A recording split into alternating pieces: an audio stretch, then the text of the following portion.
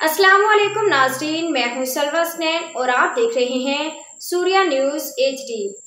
आइए नजर डालते हैं आज की अहम खबरों पर। Hyderabad report Abdul Jabbar Memon. Livestock Sindh के तहफ़्फ़ुज़ और तरक्की के लिए आइंदा 20 साल का मनसूबा जल्द सिंध काबीना के सामने मंजूरी के लिए पेश किया जाएगा।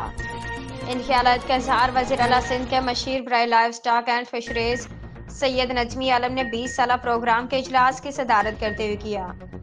इस मौका पर सूबाई वज़ीर तालीम सैयद सरदार शाह सैयद नजमी आलम की जानिब से खसूसी दावत पर सिंध फार्मर्स की हैसियत से इजलास में शिरकत की।